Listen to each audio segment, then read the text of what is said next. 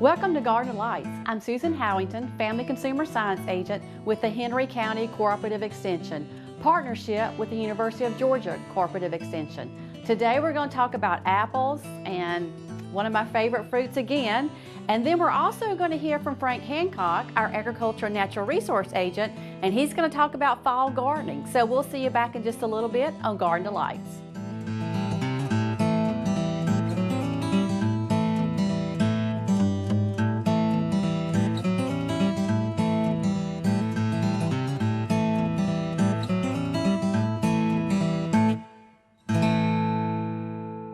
Welcome to Garden of Lights. Today we're going to be talking about apples, and it's one of my favorite fruits. And I will tell you, it's apple time this time of year.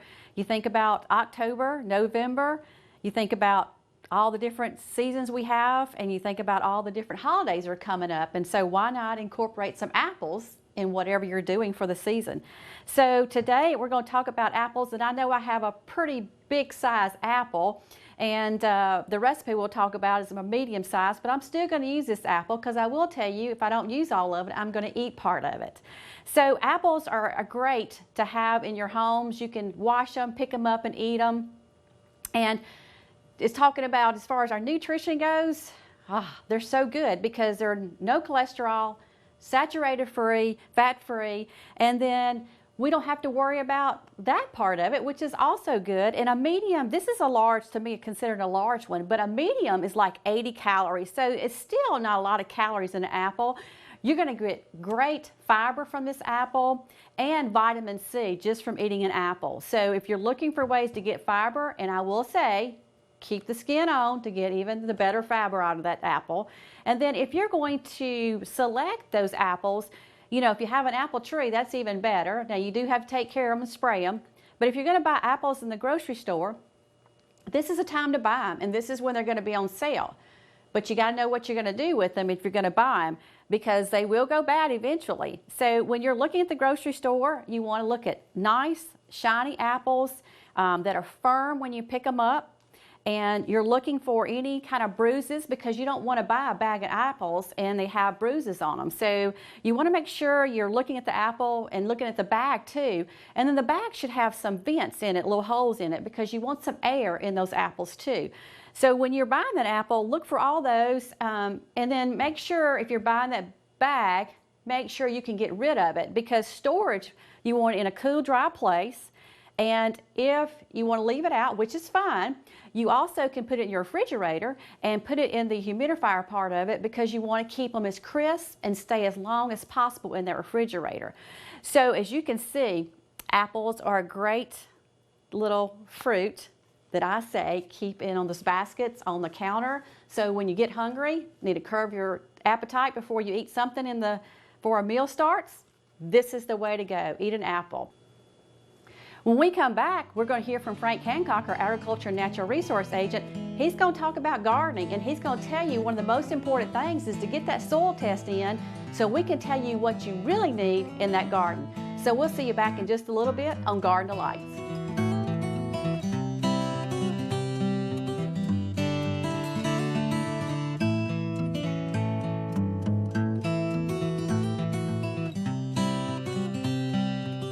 Okay, today we're up here in the community garden, and we're going to talk a little bit about fall gardening. We're in the process of preparing these beds to get our fall garden planted.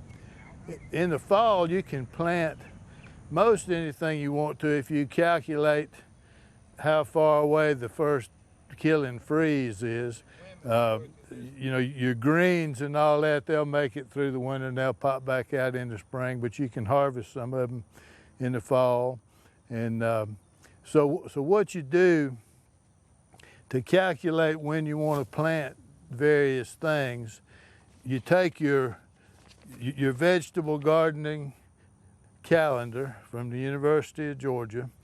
You go in here and you pick out which plants are good to plant in the fall, and this tells you how many days it takes them to mature. So in the fall, the days start getting shorter. We get a little bit less sunlight, So what we're going to do is we're going to go out to about November the 17th, which is our average killing frost in this area. That doesn't mean it won't happen sooner or later, but November the 17th for planting purposes. Then I'll take how many days it takes what I'm going to plant to mature, and I want it to mature so that I can harvest it. I can harvest it before the killing frost. And I'm going to add about 2 weeks to it for our shorter days and our less sunshine. So I take how long it takes it to mature, add 2 weeks to it, and back up from November the 17th. In some cases, that's going to put me in the middle of August. In some cases, it's going to put me around the 1st of September. But that's what I'll go by to get the plants planted. So beyond that, the other thing we need to do for our fall garden is do some soil samples. And I've been through this garden in several beds. I haven't tested the one we're standing in here yet, but I've got soil tests on all these beds. And what I'm finding, for the most part, like the one I'm looking at right here, is the pH is 7.2. Well, that's higher than I want it to be.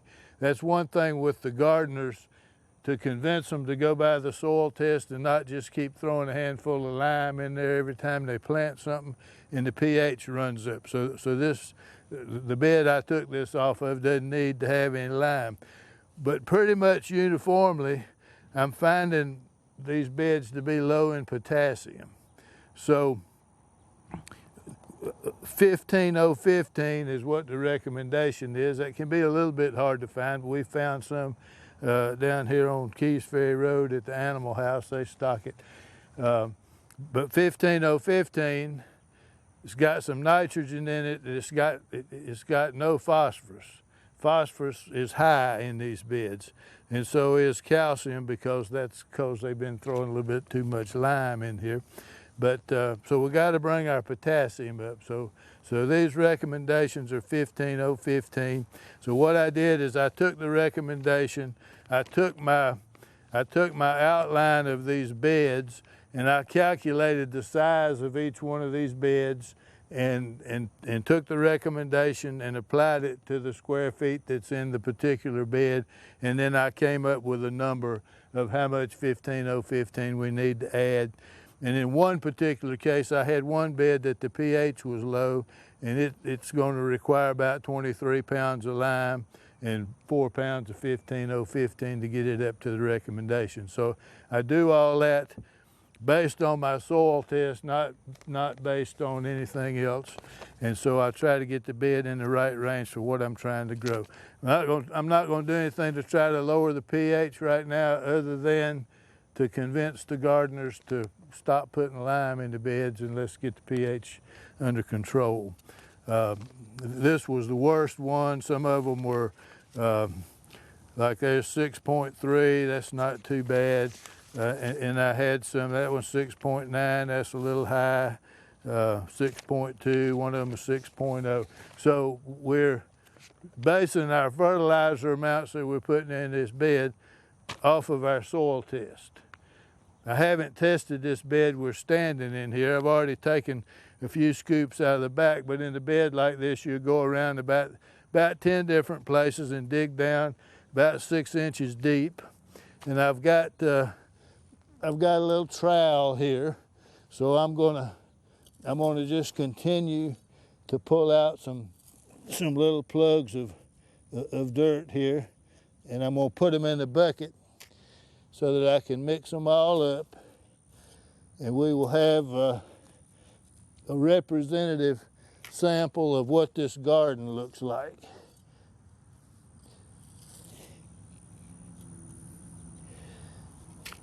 Now I could also use my soil probe, but everybody doesn't have a soil probe, so I'd recommend we use a trowel. But the soil probe, it will go in and we'll get a plug from, I want to go down about 6 inches in the garden to get my sample. and that's kind of how we would do it. We're using the soil probe. Then I'm going to take this dirt that I've pulled out of this garden, and I'm going to kind of mix it all together because I'm looking for a representative sample. I'm not going to the best place and the worst place. I want an average of what this looks like. And then I'm going to take a soil sample bag, and I'm going to write on it to start with. Fill out the information. It's easier to write on before it has dirt in it. And then I'm gonna get my dirt, and I'm gonna put it in the bag, and I'm gonna bring it up to the line that's on the bag. I don't need it full, and I sure don't need it empty. If you're kind of stingy with your dirt, I may have to send you back home to get me some more dirt. So be sure you fill it up to the line. And now that sample's ready to send in. Takes about 2 weeks to get the sample back. It costs $8, and now I won't be guessing when I get ready to put some fertilizer or some lime in this bed. I'll be doing what the soil's telling me to do. So that's generally what we got to do in the fall. We're cleaning up the beds, we're getting the weeds out of them. I got one over here we haven't started on yet, and it's got plenty of weeds in it. So everything is not just perfect. We gotta do a little weed pulling, and that's the gardeners do a pretty good job. Most of our beds are in pretty good shape here, but we got a couple that need a little help getting some weeds out of them. And that's kind of what I wanted to talk about. You can get one of these.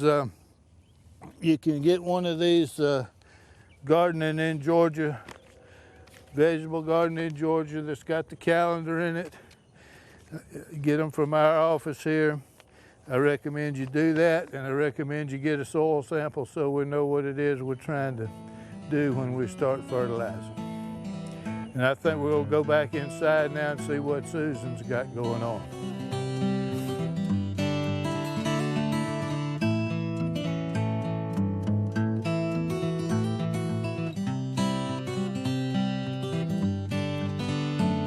Welcome back to Garden Delights. I hope you learned a lot about gardening, and I know Frank knows a lot about gardening, so come see us sometimes if you have any garden questions.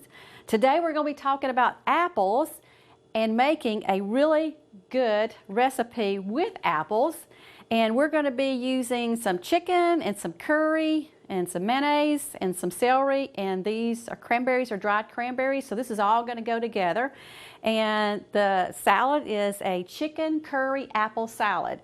Now, as I talked earlier, this is a large apple. It's not a medium apple, and that's what the recipe is going to ask for. So I'm going to use just a little bit of this apple, and I will tell you, I'm going to eat the rest of the apple later. And if you're going to do that, you probably want to make sure you put the apple with some like lemon juice or something. And you can see, I told you earlier to get an apple that is firm, and this apple is firm. I can tell you that for sure. And so I'm going to use about half of this apple. And actually I cut it pretty good, so the seeds are on one side of it. I'm just going to make sure I don't have any other seeds in it. And I'm going to get the little end right there. And I'm going to cut this apple up too, kind of on the small side, because when I eat chicken salad of any kind, I like the fruit, if it's in it, and it is a small bite size. So that's what I'm going to do with this apple. So I'm going to take half of it. I'm just going to cut it down. And another way to make sure your apples are fresh and they smell good is to smell them, to smell what they smell like. And if they smell really good, that's what you're looking for. I'm going to move this one over to the side for right now. I'm going to keep cutting this one at an angle. And it's so, you could hear this, it's so crispy sounding. So I'm going to kind of cut it really small on the small side. And when I get to where I feel like it's a little on the large side, I may even take it and do one more down and then cut it into where it's small chunks, because I just like to eat it where it's small. So I'm looking for small chunks. Now you can cut bigger ones if you like. And so when I say smaller, if you look at this apple part, that's pretty large, and that'll be long too if I cut it. So what I'm going to do is take this part, and I'm going to cut that part in half, that half, so I'm going to half another half to it. And then I'm going to cut it up. And that just makes it a nice size apple for you to eat on. Now, I will say that a lot of people don't want to eat the skins of the apple, but they are the best for us if we can eat it, because you're going to get all that good fiber from it. And I know a lot of people just won't pick an apple up and eat it as is. Some people want to chop it up and they'll eat it that way or make it into slices. So however you need to do it, that's perfect, because I will tell you it's important for you to eat apples. And so however it makes you want to eat that apple, do it. I'll cut a little bit more up. And this recipe is going to ask for about 3/4 cups of apple. And if you can see right now, as you start chopping up your apple, it's going to multiply pretty fast as the chops get in there and the little pieces get in there. I've got just a little bit more to go. I'm going to cut this in half also. And so we'll just about have our apple ready to go. And that's going to be about 3/4 or a cup. So, you know, and if you want to put more apple, please put more apples on it, because it'll make it even crunchier and tastier. And you want to use an apple too that's really good for salad. So when you're looking at your apples and you're looking at, this is a Honey Crisp salad, apple I mean, so just look at apples, because that's going to be your ideal apple for a salad. Some are going to be better just for eating, but there's a lot of good ones out there for salad, so look for that part. So let's put this all together. Move this over just for a second. So what the recipe is going to tell you is you're going to have a teaspoon of curry. And so the recipe is going to say that you have a little bit of water, which is a couple of teaspoons of water. And I'm going to go ahead and mix the curry into the water. And I'm just going to use my whisk just to kind of whisk it around, because I'm going to take this, actually, this is just kind of going to release some of that curry, and then I'm going to dump that into my mayonnaise. And this is light mayonnaise, and you could also use a fat-free mayonnaise if you wanted to. So just keep that in mind too when you're mixing it all together. So I'm going to mix this with a whisk. So I'm just going to mix this around and get this all into the mayonnaise. And it's going to get a great flavor to the chicken and the salad. And if you mix it in with your mayonnaise now ahead of time, it's going to be even better, because it's already mixed together when you put it into that salad. So I've got that pretty much done. I'm going to kind of get all that off there, because I do want most of that in my salad. Okay. All right, so the chicken, this is grilled chicken. You can put any season on it you want. So just whatever you like to season your chicken up, please do. This is about 2 medium chicken breasts. So I'm going to go ahead and put that into my big bowl. And this is going to be our celery. That's going to give even some more crunch to that salad. And then I've got about 3 tablespoons of dried cranberries, and I'm just going to dump those in. And I'm going to go ahead and put my apple in. So I'm going to grab it up. And if you can see, it's going to make a pretty good bit of a salad. And if you can take it and chill it even longer, it's going to taste, the taste of that curry is going to taste even better as you go through the refrigerator for just a little bit. So I'm going to go ahead and mix this into the salad. And you're not going to have, you know, this is not a whole lot of mayonnaise, because you don't really want it just full of mayonnaise. You just want it to coat it, and that's all I'm going to do. But I do want to make sure I get all of it out, because it does give it a great taste. Set this here. So you're just going to mix this together, and it just smells so good. If you could smell it right now, you would say, oh my goodness, I really want a taste of that. And it's just mixing up so nicely. And you just want to kind of give it you know, stir it up to where it kind of combines. That's all you want to do to it. Got a piece of celery trying to come off the edge. And to me, when you have your chicken and your apple smaller, it just mixes a lot nicer. And also, if you don't like cranberry, you can also substitute raisins. So there's another way to do a little twist to the salad. So that is pretty much the salad, and it smells so good. So as you can see, it's got a little bit of that curry look to it. So when we come back, Frank and I will be tasting this chicken curry apple salad. We'll see you back in just a little bit.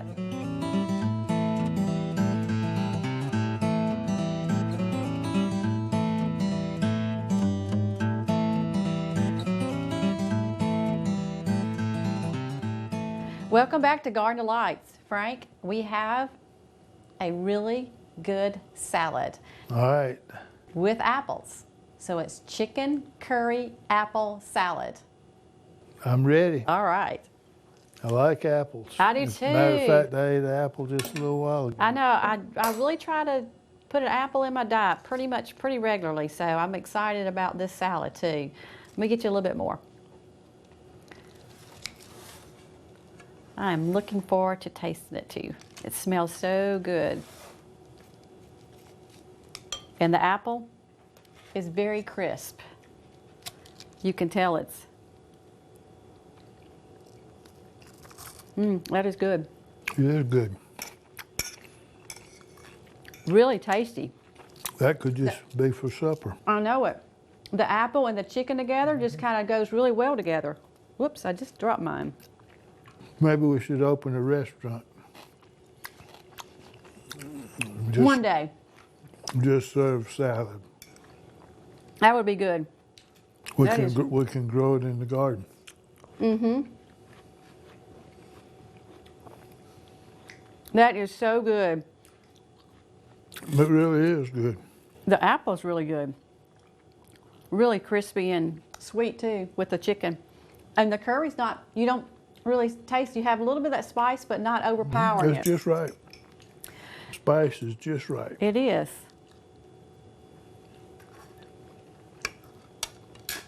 That is really good. Check out the website. You're going to really like this recipe.